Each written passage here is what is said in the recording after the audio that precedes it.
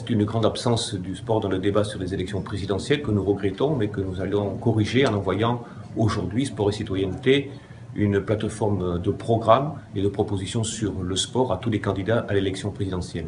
Il y a d'abord un enjeu de gouvernance pour le sport, c'est un enjeu politique, c'est-à-dire qu'il faut partager la gouvernance du sport entre l'échelon gouvernemental, l'échelon territorial et surtout les communes où se passe l'essentiel de la mise en pratique de l'activité sportive. Ça, c'est un premier point. Le deuxième point, c'est un enjeu de cohésion sociale.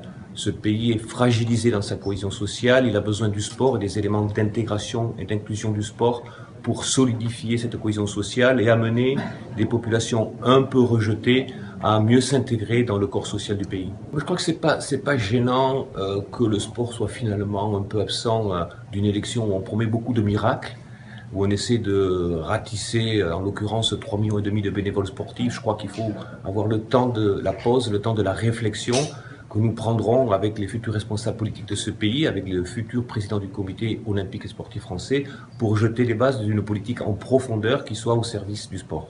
Deux exemples. Le premier, en collaboration avec la Commission européenne à Bruxelles, nous avons réalisé une étude sur l'inactivité physique sportive pour constater que 40% seulement des Européens pratiquaient le sport de manière fréquente. Et nous avons engagé à partir de là un deuxième exemple qui est de créer en Europe, et pas seulement en France, un réseau de villes actives, de villes sportives,